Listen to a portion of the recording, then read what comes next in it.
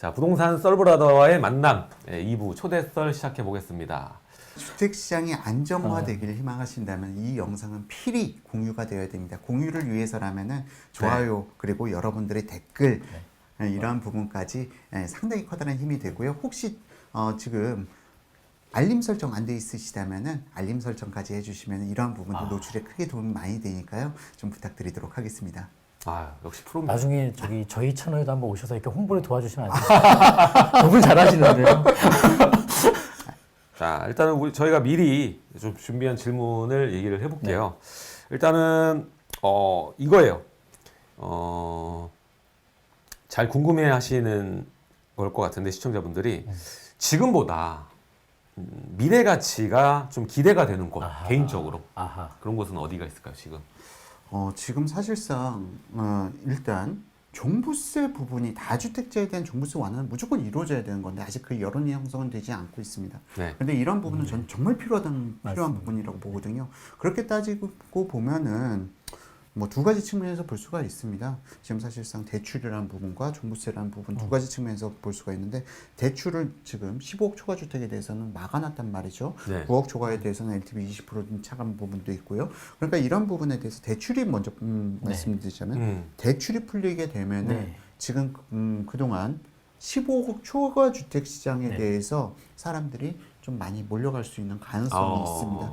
그런 측면에서 봤을 때는 지금 사실상 주택가격이 폭등했던 것은 15억 초과 되기 전에 제가 이거는 2019년 11.6 대책 발표되자마자 그날 방송에서 말씀드렸던 내용인데 9억대, 8억대 하는 아파트야? 그럼 급속도로 자석 효과로 9억대로 올라갈 것이다. 그리고 15억? 이제 15억 넘어가면 대출 안 되잖아. 지금 빨리 사야 돼 하면서 13, 14억대에서 급속도로 15억에 달라붙는 현상이 나타났고요. 지금 그런데 이게 지금도 진행 중이거든요. 지금도 9억 밑에 뭐 6, 7억, 8억 올라가는 순간 바로 9억까지 금방 올라가 버려요. 그리고 14억 바로 15억까지 올라가 버립니다. 바로 이러한 현상들이 대출 때문에 그런 부분도 있었는데 지금 이러한 부분을 없애려면 사실은 대출 규제를 완전히 철폐해 버려야죠. 그러면은 지금 여기서 또 나타나는 부분이 이거는 제가 사실은 양극화를 별로 안 좋아하긴 하는데 15억을 넘어간 주택들이 가격 격차가 많이 안 나요. 그런 단지들이 있어요. 그러면은 이 15억 초과 단지 중에서 어디로 몰릴 것인가 사람들이. 그러면 답은 오히려 다시 좀 강남 쪽으로 강세가 붙을 가능성도 있고요. 이러한 부분을 갖다가 현 정부에서 그럼 차선책 바로 종부세입니다. 이걸 완화시키기 위해서는 종부세를 분명히 풀어줘야 되는 게 종부세를 풀어주게 되면 지금 강남 똘똘한 한 채 이 현상이 오히려 완화되게 되는 거죠. 다주택을 가지고 있어도 내가 세 채 가지고 있어서 15억이야? 한 채 가지고 있어서 15억이야? 근데 임대 수익률은 세 채가 더 좋아? 그러면은 지금 만약 2단계까지 윤석열 정부가 종부세, 다주택 종부세 완화까지 가주게 된다면은 지금 사실은 저는 지방시장에서 전세가율 90%, 8, 90% 하는 지역들 여기는 좀 투자 가치는 없어. 나는 거기다가 청주나 뭐 그런 데들 가보면요. 원주도 마찬가지고 뭐 좀 작은 도시들 인구 50만 안팎의 도시들에서는 자기 집을 팔고 서울에 집을 가지고 있어요. 이러한 현상들도 사실은 좀 다시 분산화 해가지고 그분들이 다시 그 지역에 집을 사주고 하면서 좀 그런 지역들이 또 한번 급등의 장세를 만들어 가질 수 있지 않을까. 사실은 여기까지 얘기하기는 좀 너무 많이 가는 것 같은데 괜찮습니다. 깡통주택이라는 부분들 있잖아요. 뭐 전문가분들 앞에서 제가 이런 이야기가 너무 창피하지만 깡통주택들 그 말로는 어떻게 됐습니까? 매매가 폭등으로 연결됐거든요. 깡통주택 전세가율 90%대 그 주택들 2014년 지나서 2016년, 17년 2015년, 16년 깡통주택도 넘쳐난다고 언론에서 뭐라고 했어요. 맞아. 근데 그 이후에 지금 시장 어떻게 됐습니까? 매매가 급반등으로 나타나죠.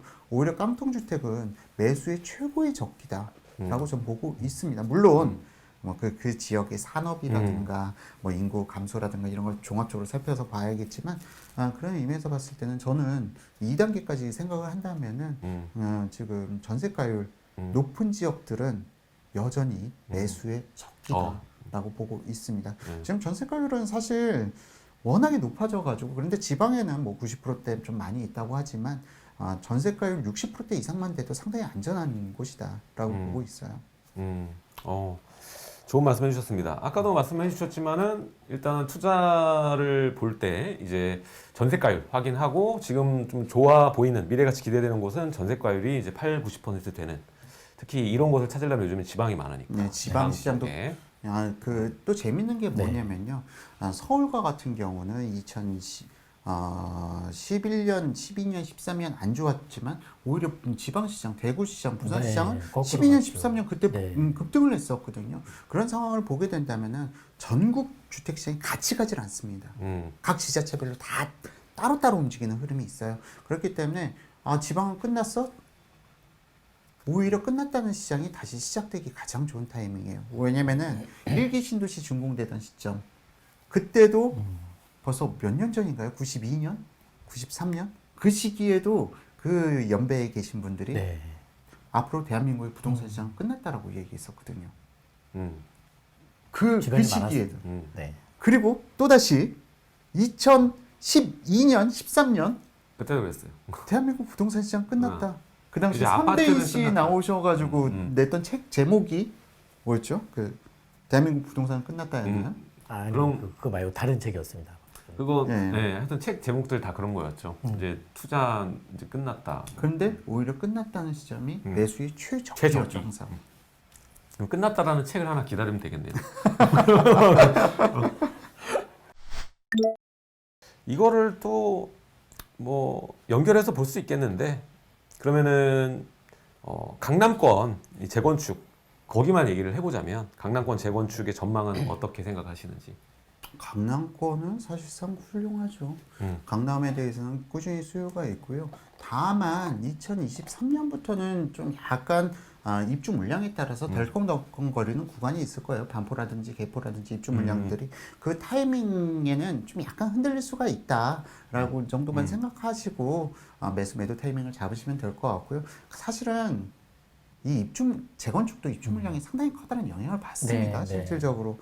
그런데 내년 하반기에 참 타이밍이 좋았어요. 둔촌주공 입주가 좀 시장을 일시적으로 상당히 안정시킬 수 있는 기회가 됐었는데 이게 지금 내후년 미뤘잖아요. 5월로 미뤄졌다가 지금 이제 그거마저도 공사 중단 불확실하죠. 예. 해버려가지고 언제 준공될지 모르다 보니까 좀 불확실성은 상당히 오히려 상승 압박은 더 강해지는 부분도 있는데 그럼에도 불구하고 지금 개포의 입주 물량이 좀 많긴 많아요. 한 1개 단지 치고는 7,000세대니까 뭐 이런 물량들까지 생각하면서 한번 생각해 보시면은 좋을 것 같습니다. 그러나 강남은 워낙에 신축 아파트 희소성에 대해서 워낙에 수요는 많기 때문에 뭐 강남 쪽은 괜찮을 거라고 봐요.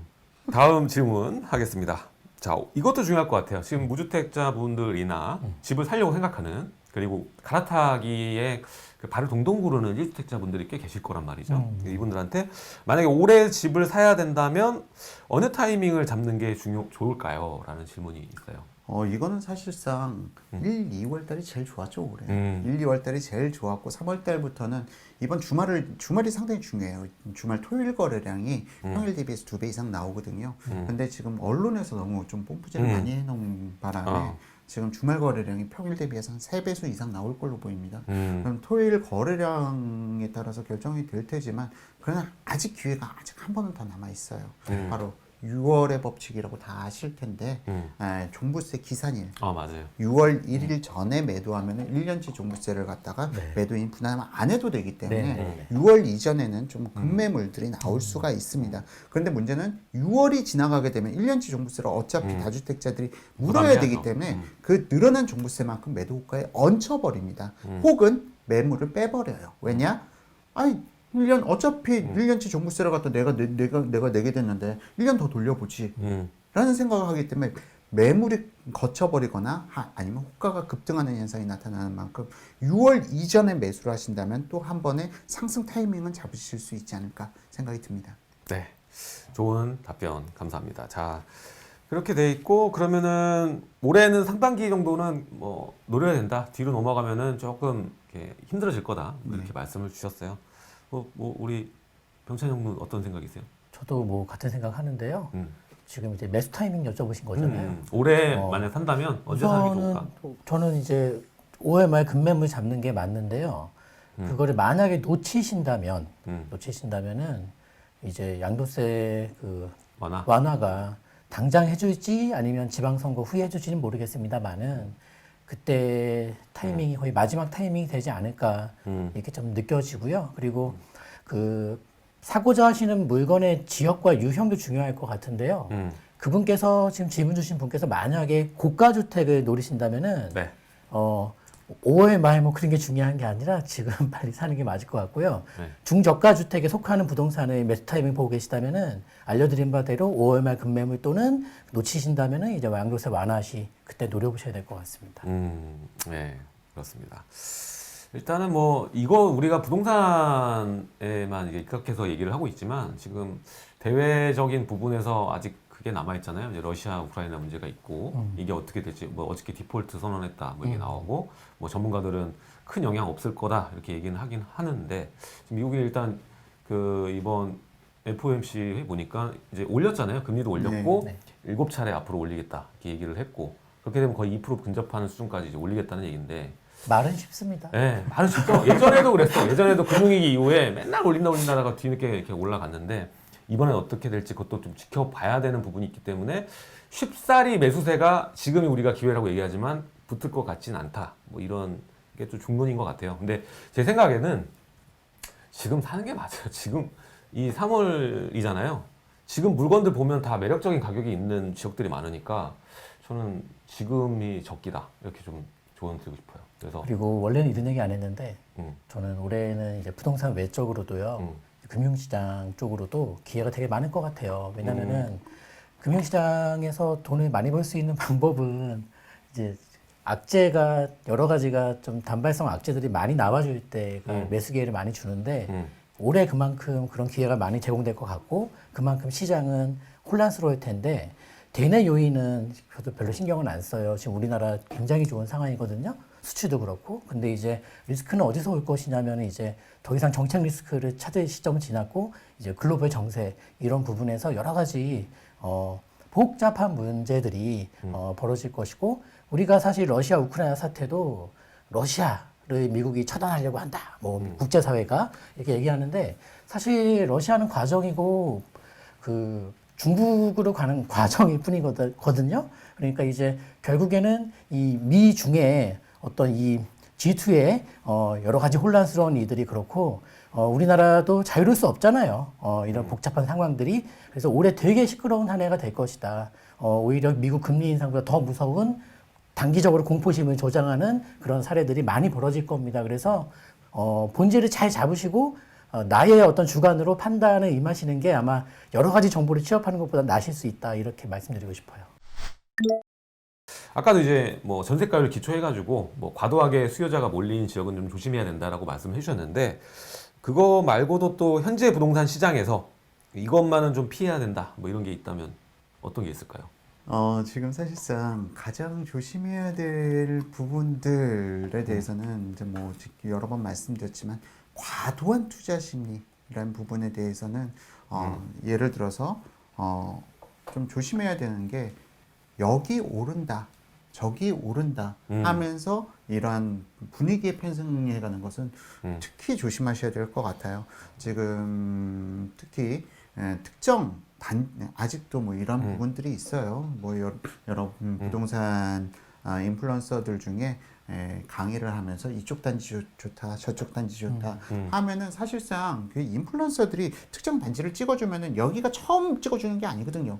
이 단지를 계속 다른 데 돌아가면서 찍어주는데 그러면 또 보면은 이 사람 말을 믿고 내가 투자를 한다라고 했다가 내가 처음이 아니라 1바다가 아니라 한 10번째, 20번째 강의에서 그 말 듣고 거길 사게 되면은 정말 끝물을 잡게 되는 경우죠. 그래서 사실은 단지를 갖다가 그러니까 지역 입지라고 해가지고 특정 단지를 찍어주는 행위에 대해서는 오히려 이 부분을 갖다가 좀 경계하고 좀 조심하셔야 될 필요는 있다. 그렇게 저는 보고 있고요.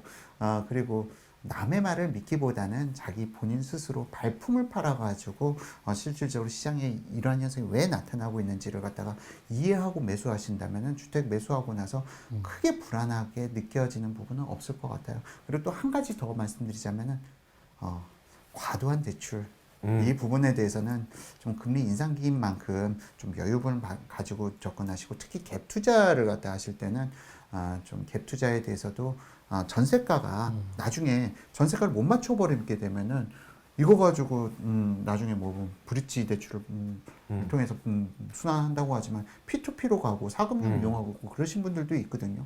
그런 부분 난처한 상황에 처해질 수 있기 때문에 갭 투자도 레버리지를 맥시멈으로 가져가려고 하지 마시고 조금만 안정적인 여유 자금 확보하시고 투자하시는 게 지금 같은 불확실성이 높은 시기에는 안전한 투자가 되지 않을까 생각이 듭니다. 네, 좋습니다. 자, 오늘 이렇게 또 그 아포유 이종훈 대표님하고 뭐 이런 저런 질문하고 네. 얘기를 하고 있는데 시청자 질문 하나 마지막으로 그래요. 받고 마무리를 하도록 하겠습니다. 질문이 전세 시장 아직 매물이 쌓여서 안 나간다고 하는데 요즘 학군지 전세가가 올랐지만 이동을 심하게 안 한다고 하네요. 학군지 프리미엄 코로나로 사라지는 걸까요? 이 전세 시장에 대해서 질문 너무 좋은 질문이었고요. 사실상 작년 코로나가 좀 심했어요. 지금 전세 시장 신규 수요가 가장 많은 수요층 중에 하나가 신규로 그러니까 기존 임차인들 관계 말고요. 시장에 새로 참여하는 수요층이 가장 많은 곳 중에 하나가 바로 신혼부부입니다. 물론 이혼을 통해서 이혼부부가 또 집을 한 채씩 들어가는 경우도 있지만 신혼부부가 가장 비율이 높고요. 그런데 작년 하반기에 코로나로 인해서 혼인 건수가 급감을 해버렸습니다. 5월에 신부가 있다면 또 12월에 신부가 있어요. 5월 다음으로 혼인 건수가 많은 해인데 작년 하반기 그리고 코로나 사태로 인해서 너무 분위기가 안 좋다 보니까 이 혼인을 미루고 올해 결혼을 하겠다라는 분들이 좀 계세요. 그래가지고 이러한 부분들이 오히려 올해 좀 하반기로 가게 되면서 혼인 건수가 지금 예시장 예약률도 좀 많이 높아지고 있다고 하거든요. 그런 부분이 결국 주택시장에 임대차 시장에 좀 전이될 가능성이 상당히 높고요.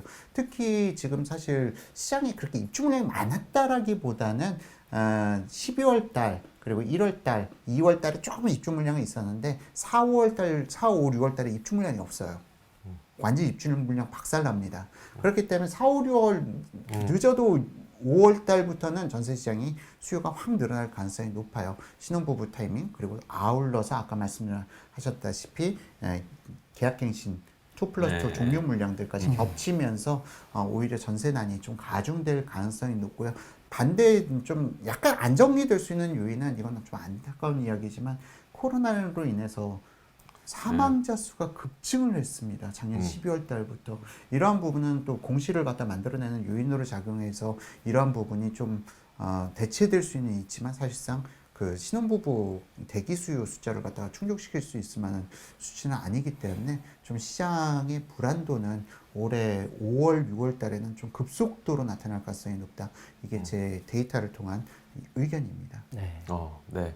그래서 이렇게 마지막 질문까지 아주 좋은 답변 감사드리고 자 오늘 이렇게 또 모이기 어려운 그림이 하나 만들어져서 아포유 이종훈 대표님과 함께 했는데 오늘 어떠셨습니까? 오늘 정말 응어리지었던 걸 갖다가 다 풀고 가는 그런 느낌입니다. 안 푸신 것 같은데. 좀 더 푸셔야 될 것 같아요. 그럴까?